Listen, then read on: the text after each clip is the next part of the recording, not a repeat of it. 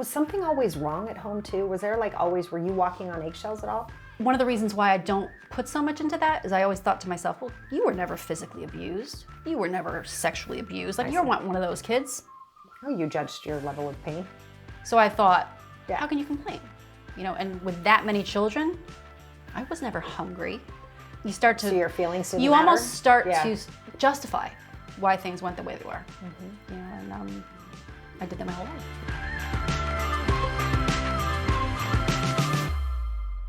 Hey guys, thanks for stopping over into the Game On Girlfriend podcast today. You are about to watch episode 112. I actually had Gina Dicostanzo come over to my house. So cool. And we got to sit down and talk about where she's been feeling stuck lately and how she's really looking forward to her next level of her career, but she's having a hard time figuring out how to find it. And what I loved about her generosity in the episode and what you're about to hear is that she really talked about how even as a small child, she felt like she didn't really matter and her needs weren't really the most important thing in the room. And so what she's done with her career and her life is extraordinary, and big surprise, she has built a career and a life that takes care of everybody but herself. Something tells me you could probably relate. Yeah, I think most of us can. And I really want to honor Gina and thank her for her generosity in this specific episode where she really opens up and allows me to talk to her about how that could change for her and what would be possible for her in her next stage of her career and her life if she actually started to recognize that she matters too. So pop in those earphones because I think I swear, pretty sure, sorry about that. And let's get to it. Well, Gina, I'm so happy you're here. Thank you so much for doing this. It's like so exciting to have an opportunity to coach really cool women on the podcast like this. Like, this is amazing. And I just really want to acknowledge you for being one of the women who raised your hand to do this. I'm very excited. Yeah, it's so cool. It was great seeing you. I said when I saw you in that huge room of people, I still felt like you were speaking directly to me. So I had to respond to the email. I'm so glad you did. So when you and I were just talking a minute ago, you said that over the last several years, you feel like you've really gotten rid of a lot of the fears that you used to have. What were some of those fears? And how do you think you started to shed some of them?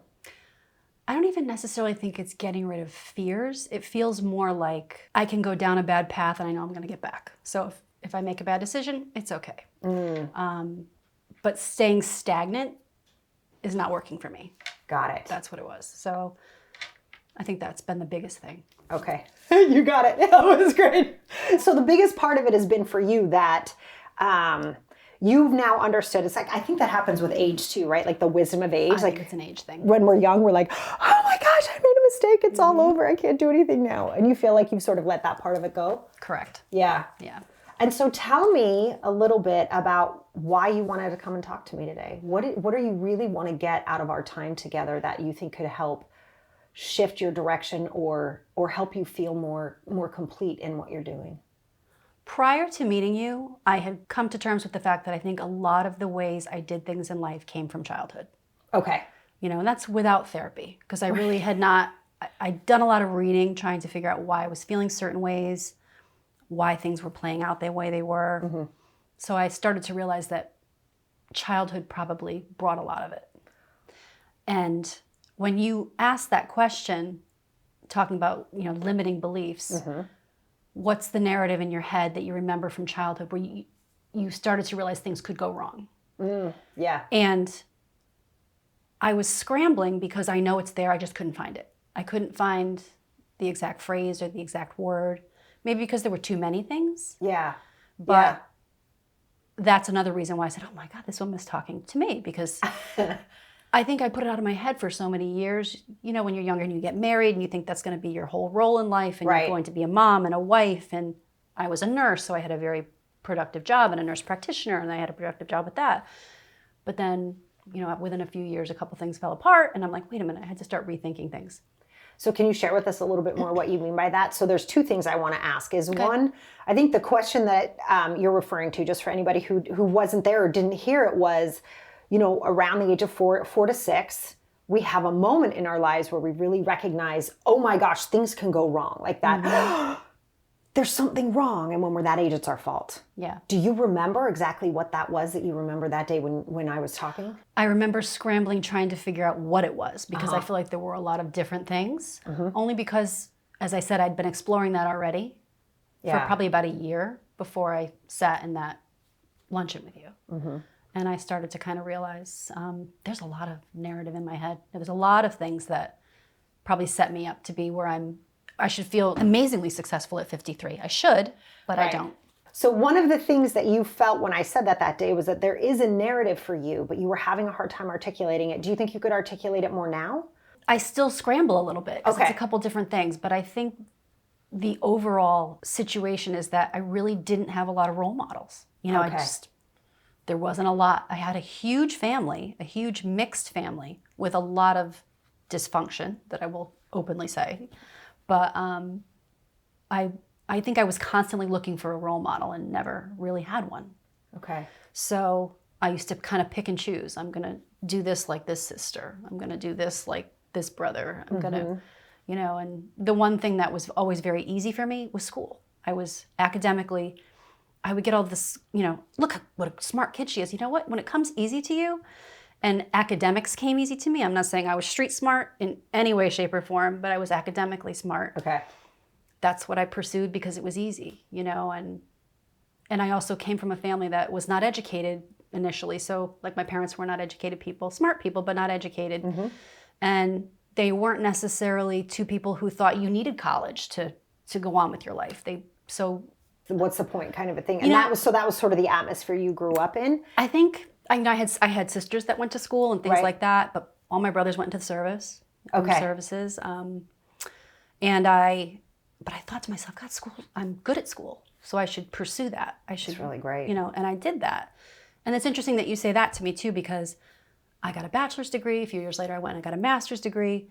And I never thought anything about that, but just recently someone said to me, do you realize like you did that on your own? Right. I never, ever gave myself credit for that. Okay, so I think I'm hearing a couple themes out of what you're saying. Because in that moment, when you and I met, and I was asking that question, what went wrong? What did you think was wrong? What do you think is wrong with you?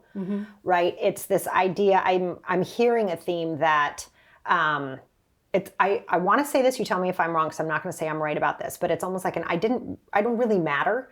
I'm somewhere in the mix here. And I just kind of fell into this. It's just sort of what I do. And it's super easy for me. So I don't really deserve any credit. It's almost like this disappearing act you do inside of all of your extraordinary accomplishments. Does that seem right to you? It does seem right. Yeah. You know, and when I say I didn't have a lot of role models, and I had a huge mixed family. My father was married before and was divorced. My mother was married before and widowed. Okay. And they met and had me. So lots of stepbrothers and sisters. And halves and then steps. Right. Steps to each other. And we were all in the same home. Wow. You know, so it was, and I was the youngest. So when I look at my life, a lot of times I would think that I had it easier than everyone else because I was the baby. But it still wasn't easy. Right. You know, so you almost take away that you have a right to feel that you want something or need something because you have it easier. Yes. No, I think that's a really big theme for you. And that's what I found in the last year or two. Okay. You know? That's kind of what woke me up. And I was like, wait a minute, let me rethink that. Yeah. You know? Yeah, I think there's a theme here. We're actually seeing, I think, more in society at large as well. And that is that pain is relative. We don't have the right to judge someone else's pain, right? It's like everybody wants to roll their eyes at the lady who's like, oh my God, I broke a nail, right before she like does something important. It's like the biggest deal to her that she did that. And it's really important. She appears a certain way in her whole career. Like in her head, it's mammoth. And we don't have the right to judge that. We want to, because it's like, that's dumb. Do you know people are dying? And we want to like almost give people grades on their pain. And we don't actually have the right to do that. That someone losing a husband can be as painful for one person. We don't get to judge the level of pain that is, nor do we get to judge the level of how COVID feels for someone else or doesn't feel. And that freedom around that. And it sounds like what you did was really judge yourself. And I picked a career where I openly help everyone with their pain, no matter what it is. Yes. I never judge. I mean, I might quietly to myself, but I would never minimize it in that moment. Right. And I would never not try and help them.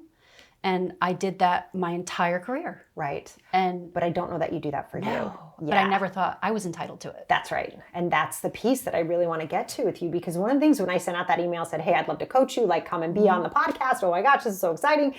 And you wrote in like, even my kids have said, Mom, you really should have a blog. You should do this, you should do that. And you said, why don't I feel worthy enough to do that? I still struggle with it. Yeah. I do. What do you think the answer is? Why do you think of all the things out there in the world, like if we're not going to judge your pain or your effort or what came easily to you or what was hard for you, and we look out there, this extraordinary world you can go be part of, why would you not be worthy to participate in that?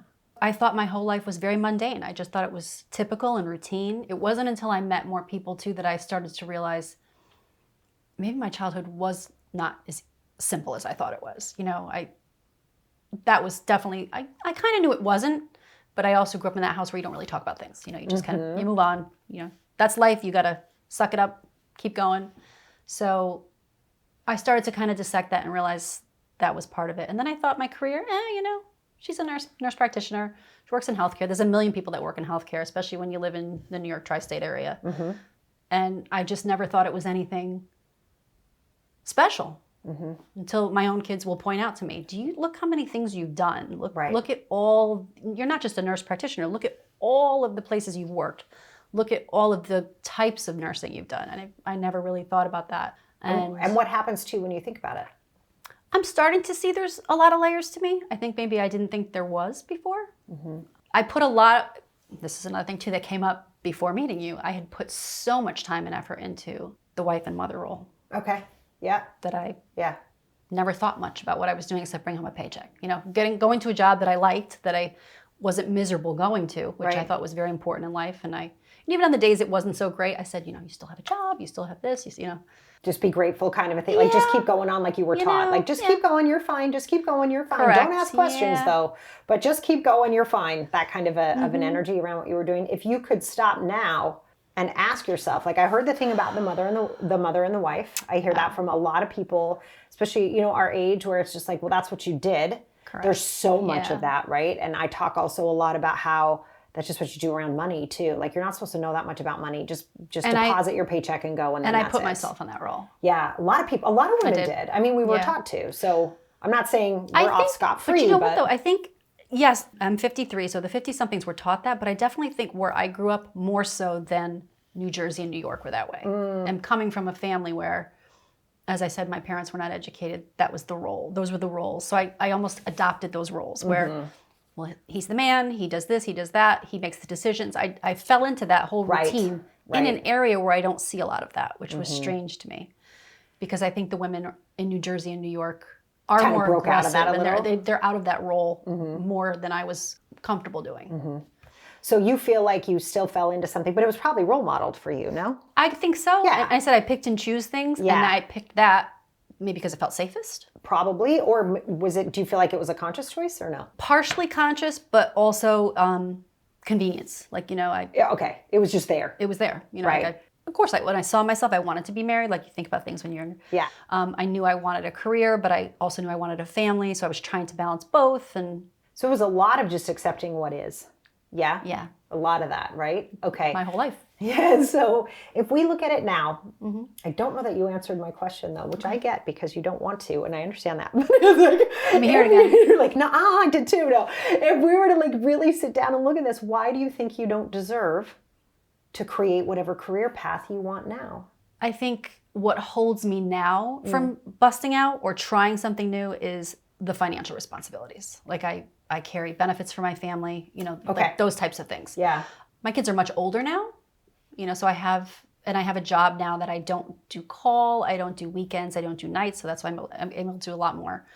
I do a lot of writing, I do more cooking, the things that I enjoy doing. Good. So that's been a huge advantage for me. And my kids need me less and less. I mean, they still need me, but they need me in different ways that are a lot easier for me. Yeah. And you said too that there's like artistic endeavors you want to take on that you don't. Can you talk about those a little bit? I've always been a very crafty person. I've always been someone who loves to entertain. And I mean, if you haven't been on any of my social media, but I'm very well known as someone who's a chef. I cook and make a lot of foods. I make very pretty, attractive foods and love doing it. It's very exciting to me. I love taking care of people in that way. Yeah. Taking care of people. That's just It is. It's a theme for you for sure. Yeah, it just is. And I think too, as the youngest, it's interesting that you took on that role because usually that's the oldest. So you saw a need and you stepped in and filled it. And I think you did the same with the mom and wife role. There was a need, you filled it. There's a need for benefits, you're filling it. There's a need for that financial distribution in the family, you're filling it. Like, I want to know, what does Gina need? I think I'm starting to value myself more. I'm starting to kind of apply the rules that I've given to other people to myself. Which are? Pain is relative. You're entitled to maybe feel like things weren't so great when you were younger. You're entitled to think maybe you picked friendships that really weren't that healthy for you. Okay. So I've kind of worked to get rid of those as well. I tend to attract a certain type of person that takes a lot, in life in general. And I've always been okay with it. Right. So are you starting to not be as okay with it now? Yeah. Yeah, that's where you are? Yeah. If you could create relationships, friendships, career path from scratch right now, right? And I know there's a financial responsibility. It's something we all have to worry about. Benefits in the richest nation in the world, where apparently we can't go to the doctor. But anyway, that's another story for another time. So strange to me, but there we are. And that would be like a 3-hour conversation. That would be, especially with you. I'd love to have that conversation, but it's like a real thing, right? Yeah. So we know these are real things over here that we actually have to take into consideration. But for right now, just you and me having this conversation, what do you want?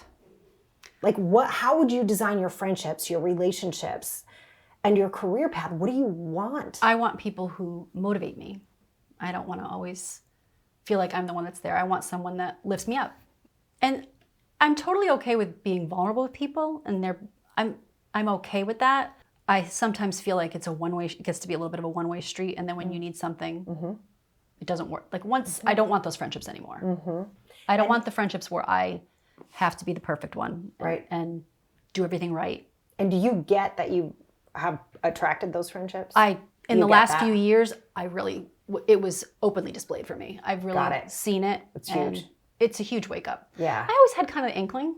You're like, dude, this is a one-way. I am like getting sucked dry. Like, all this is going out, not much is coming back. So you felt that way. Yeah. And that got really clear. And now you understand.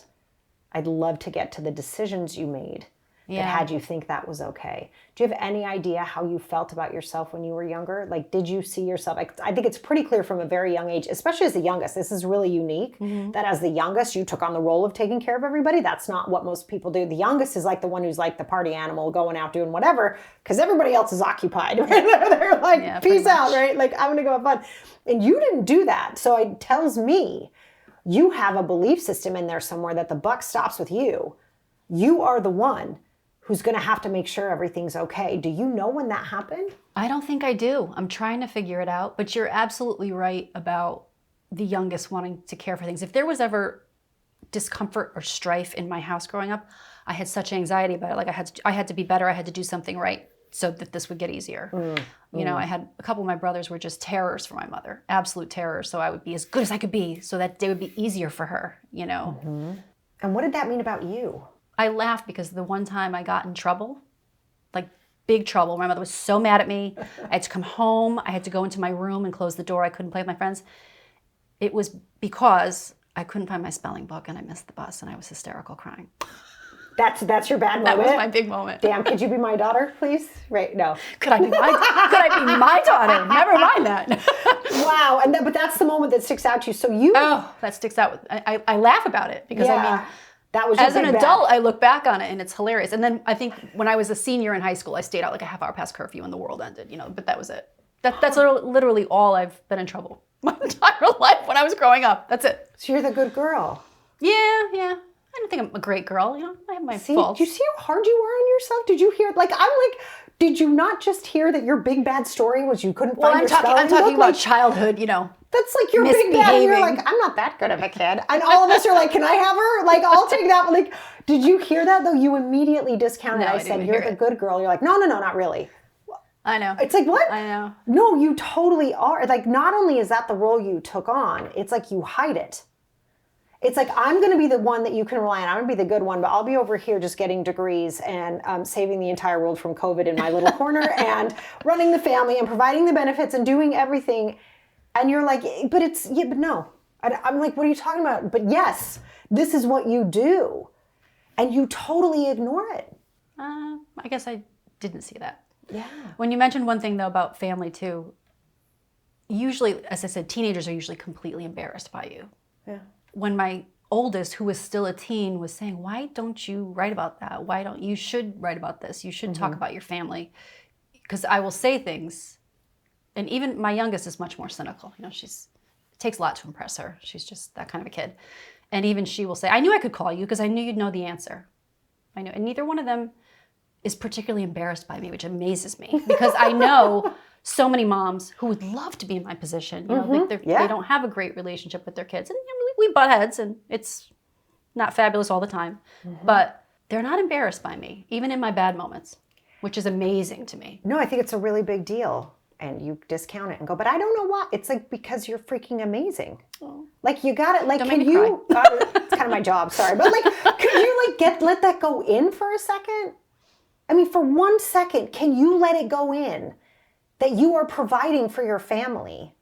Something in this crazy first world country we can't seem to provide, right? You are doing that. Yeah, the husband does a tremendous amount too, though. I understand that, but you're there. You chose that career path. You put yourself there. Coming from a family that said this doesn't even matter. It's not even like you just got a bachelor's and then went out and were like, you went on and on and on and on. And you have 2 teenagers who are actually proud that you're their mom. Like, this is like, we need to write a book just about this because this is miraculous. And you're sitting here going, what is the dismissal of your own greatness? I think that's what I'm trying to figure out. That's why I came to you. That's right. Yeah. Why do I dismiss it? I don't know. What do you think, Gina? I mean, I can't answer it for you. I can poke at it with you, and I'm happy to do that. But you're the one who has the answer. It's locked in there, and you're hiding it from yourself somehow. Why do you dismiss your own accomplishments, your own greatness? Why is that not worthy of your attention? I think it hasn't been lately. Like, in the last few years, I've been able to say, you know what? You did that right. You did this right. This is not working. Something has to change. Was something always wrong at home too? Was there like always, were you walking on eggshells at all? One of the reasons why I don't put so much into that is I always thought to myself, well, you were never physically abused. You were never sexually abused. Like, you're not one of those kids. Oh, you judged your level of pain.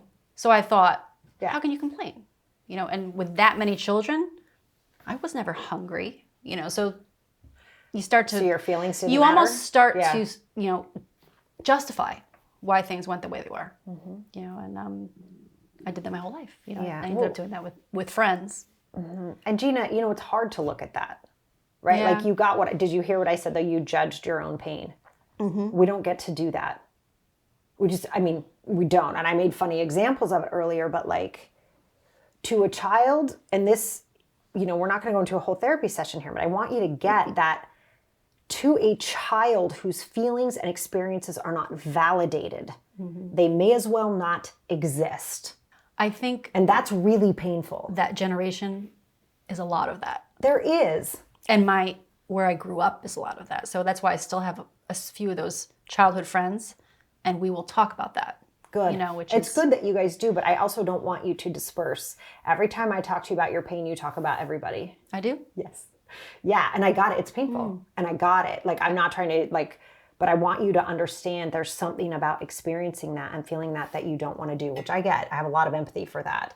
But I think your golden life is on the other side of letting yourself actually feel that pain. Yeah. I don't know, there was a video a while ago. It was one of those, like, feel good. Maybe it was Jay Shetty or somebody who was talking about what life would be like if, when we're all looking at our phones, we had nothing, and how much we ignore other people. Yeah.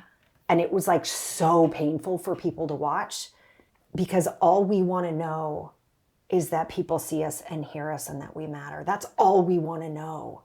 And that's why I'm saying, as a child, I don't care if you couldn't find your little pink hair curler or your Barbie doll's shoe got lost. It doesn't matter. For a child in their own relative, we don't get to judge. All pain is relative. When that pain, sadness, hurt, need for attention, whatever, is not acknowledged, it is excruciatingly painful, and the child feels, why am I even here? I don't even matter. And I think a lot of what you did, and you tell me if I'm not saying I'm right here, but I think a lot of what you did with this is you looked at that, I don't matter, I'm the youngest, we're not supposed to talk about this, I should just shut up, suck it up, is you took care of not only you, but everybody else.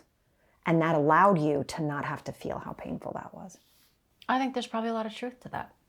And this is another thing that's happened in the last couple of years, is that you used to be able to say anything to me.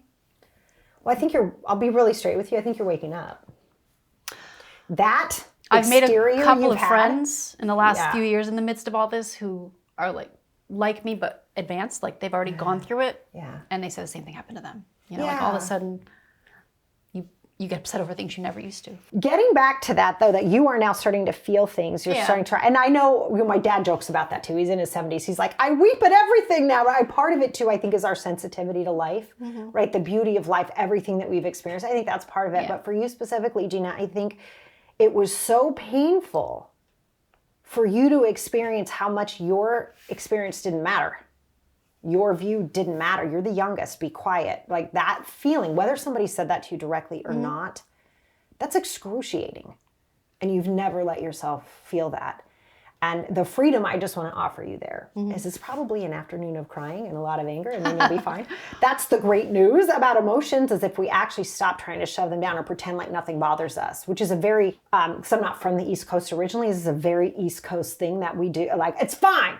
Right? It's like, and it's like, if you can't do it, you're a failure. That's right. Yeah. What's the matter with you? Right? That kind of a feeling. Meanwhile, what I love about New Yorkers is if you stop them for 3 seconds, you can have them crying about pretty much anything. I love the New Yorkers that way. You have to get them to stop though. That's the hard part. But anyway, but this idea that you are Teflon, right? That nothing bothers you. And we know when we see that in anyone, right? And we can think of world leaders that display that. We can think of our teachers that display that. We can think of our parents who display that, like, what's the matter with you? I'm fine. Nothing's wrong. I'm out. Like that. You know that's a wounded child. Really? I'll tell you in 2 seconds. That is a child whose feelings weren't validated. So they don't want you to have them either. And I think I've been able to escape it because I had a job where I was able to have it. I had a job where I was able to be soft and give and be appreciated. Yes. So I could go into the second part of my life, into my relationships, into my friendships, and I could not break down, and I could take what I consider abusive conversation and be okay, because I was able to be soft with my job. I think I don't think it's an accident that I picked. Oh, there's no question, right? A career in healthcare. Not only that, the most thankless job, especially right now. Thank you, by the way. Thank you. But there is what I think, Gina. What I hope you take from this is seeing that yes, you chose that so you could have some sort of expression, but again, it wasn't yours. You still haven't been allowed.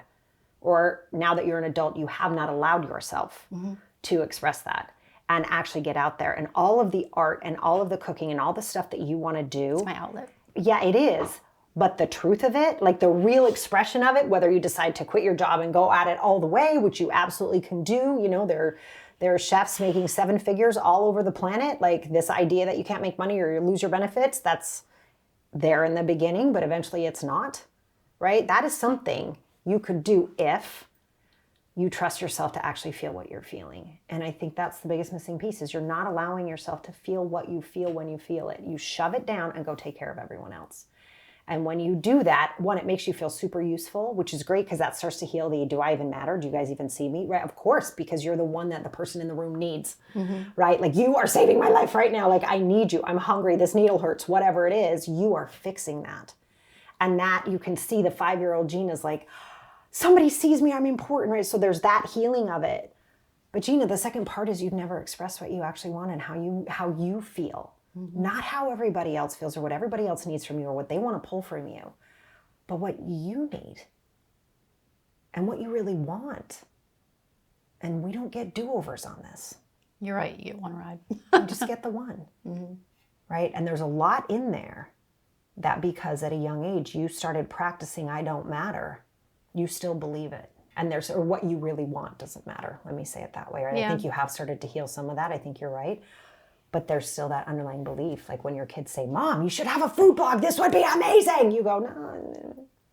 That is part of like what I want doesn't matter. And I'm really going to challenge you over the next little bit to break that up. And can you at least, if this is something you want to do, if you don't want to do it, tell me. But if you want to start sharing your food stuff, because I have seen some of your social media stuff, like I have seen some of that, what you're doing, and it lights you up and your eyes like twinkle when you talk about it. Pick a blog name. Can you just do that? Just get started with that one thing and then do your first post. Just try, just see what happens, because what you need to see is that what you want matters. Because I don't think you've ever let yourself see that.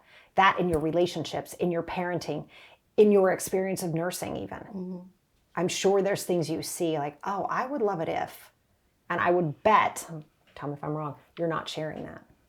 What's nice about the nursing is I have posted a tremendous amount of educational things, which I do feel comfortable doing because I have a lot of experience and I've done what I've done for a very long time.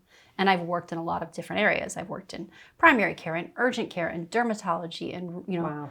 I've worked in, and now I'm in allergy and immunology, but I'm also still in urgent care. So I will often give advice. Like people will call and have a question, and I said, why am I not doing that as I get older? Yeah. Why am I not sharing knowledge that I'm comfortable sharing? Yep. I guess I'm trying to figure out how to tie all of these things that I see myself doing in the second half of my life. God willing. Yeah. I stay healthy. I think, what I would start with, honestly, is when the more that you start to do this, the more this wound you have of what I want doesn't matter will heal. Literally, but you've got to get into action around it. If you want to cry one day, do that. I think that's incredibly healthy. Well, I started dabbling in therapy. I finally, I think everyone should be in therapy. That's my personal belief. My own kids told me to. Yeah, everybody should be in therapy. It's like nobody gave us an emotional tutor. Like that's what a therapist is. Like, oh, that's why I do. Okay, great, thanks. No, and that's one of the most liberating things I do. Is if I do something wrong, I say to my kids, "Oh, don't model me. That was really stupid of me, and I was really wrong on that." Yeah. And you know what? That helps them, that helps me. That's right. But it also gives everybody freedom to be imperfect, right? So I think what I'm hearing from you as we wrap up here, what I want you to get is your biggest block to having what you want is believing that what you want doesn't matter.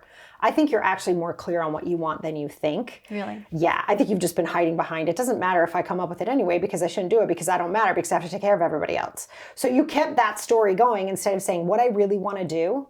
I really, really want to share all of my recipes, all of my cooking. I want to share the healthy lifestyle that I lead. And I really want to talk about the things that I know that people naturally call you for. You just said it. People call me all the time. You know what those topics are. And I will say all of the clients I've ever worked with who end up creating a really successful business, the first question I'll ask is, why do people call you? Mm-hmm. And it's not usually, well, they need help with their electricity. No, there's some sort of emotional or life thing that you are fantastic at helping people understand, and it lights you up to share it. And I know the cooking is part of that, but I think there's other pieces to it. And the only thing that's stopping you from sharing this, and there are people who are making $8,000 a week, $10,000 a week, some of them it's $200,000 on their blogs by sharing what they know. You can buy all the healthcare and all the benefits you want with that money. Mm-hmm. But you've got to understand that your desires matter and that you have a right to them, just like you had the right to the pain you felt, regardless of what anyone else was going through. Your pain is relative to your life and nobody gets to judge that, including you. And the other thing I want you to remember is when we judge like that, we judge other people about their pain, or we judge people, like right now we'll talk about COVID, like, oh, you got COVID? What were you doing? Like that judgment that comes out. The brutality of that is when the person doing the judging gets COVID, all that turns inward on an attack. And they're like, I'm such an asshole. What was I doing? What did I do? You have to understand we do that all the time. So wherever you're judging others, just know anytime you're human and you experience that, you're going to flip it on yourself. So if there's judging that, I shouldn't feel pain about this. I shouldn't do this. I shouldn't do that. Just understand that attack is going to continue until you decide to stop. There's no judgment here. You were a 5-year-old in a huge mixed family who didn't get the attention that you needed for whatever reason. And no, we don't get to judge that either. You needed it, you didn't get it. And so you're still acting out like your entire life doesn't matter. What you need doesn't matter. And that is inaccurate. And it's incredibly painful. So this week, I'm not kidding, this week, can you do that? Can you at least just pick a name and do one post? You're posting on social media anyway. I actually kind of started something already. What? Tell me all the things. I bought the domain. So task number 1 is done. I just haven't post? I think I have to develop it first. I don't know anything about like This is probably why I'm coming to you too. Yeah, just start posting. I don't know how to have a page on Facebook. I don't, like, other than my page that has 400 close family friends. Like your personal page versus a business page. I don't know how to do that. Yeah, no, that's not hard. There's like, I would just literally Google it and go on YouTube and find it, honestly. Or have your kids. Kids are great at this. You go, hey, figure this out, and they'll figure it out with you and teach you how to do it. That's why we love our kids, and they're not embarrassed of you, so this is a plus. But I would get that done and just start posting. And what I'll tell you right now, Gina, is this lie we tell ourselves of like, I don't know how to do it yet. I don't know how to do it yet. I don't know how to do it yet. It just keeps you not doing it. Just start posting. Like, you know how to post on your personal page. Posting on a business page is no different. Okay. So just start doing that, and then have your kids help you, like clean certain things Even up. without a real business yet. Just wing it. Yeah, you're not selling anything, so you're fine. No. So now that you've got your name, once you do decide you want to sell something, like let's say you decide to sell a cooking class, or you start packaging your breads, or whatever it is you decide to do next, because what you want to do matters, right? Whatever you end up doing at that point, you'll go and you'll set up a business entity, and we could take that from there. And that's not hard either. That takes about 5 minutes online. It's not tricky. And all of this is learnable. And that's what I really want you to take from today is, one, you deserve to do this. If you want to do it, go do it. You can make a boatload of money doing this. This is not unprecedented. People have done it before. There's paths for you to look to follow. Okay? You can do that piece. You're so encouraging. And I'm just honest. Like, is it not true? Like, how much do you love Giada? Can we just talk about Giada for a second? That woman, please. The way she washes lettuce, like, what is that? Anyway, I love her. She did it. What is she, like, born with something you weren't born with? No. She got in on it really early. No. Lies. She's also professionally trained. I'm not. Lies. No, she wasn't, but she wasn't always professionally trained. True. Right? True. Like, that's what I'm saying. And one of the analogies I use when I joke around this with people, like, I have to learn, is like, because video's so big right now, right? Everybody's on video, whatever. I said, who do you think is going to be more successful in video? The person who spends 6 months researching cameras, trying different things, 59 mics, I have to study this, watching hours and hours and hours of video, or the person who turns on their freaking phone and makes a whole bunch of mistakes? Who's going to be further along faster? It's the person who turns on their phone and makes a whole bunch of mistakes. And just start posting, just start sharing, start stepping into the world you actually want and showing yourself that you deserve to have it. It's not hard. It's task by task by task by task. And the only thing that's going to take you from taking the next step is this lie you have that what you want doesn't matter. And Gina, you shouldn't be doing this. You should be at work. You should be doing this. That lie that so many women carry around. Why do we? Because it's called high-functioning codependence. That when you said that phrase, I know. Every woman I say that to, they go, I looked around because people had masks on, some people didn't. And I looked around and people were like, that's me. Like, there's no woman I've ever said that phrase to who didn't say, that's me. We all have it. And it's because it makes society run really well. If we don't have needs and we just make sure everyone else is taken care of, that goes really well for everyone. And that's why it's so hard to turn this around, because society depends on us to keep it the same. So it's our turn now to start to undo that. And just know, Gina, you're not alone. When you start to have those thoughts, I shouldn't be doing this, every woman on the planet is having those. It's a lie. It's not true. It's not real. And you keep taking the next step. You're never going to let your family go hungry. You're never going to make sure, no one's going to get hurt or like their needs aren't going to be met. You're going to take care of that too, because you can. But that doesn't mean your dreams don't matter too. Deal?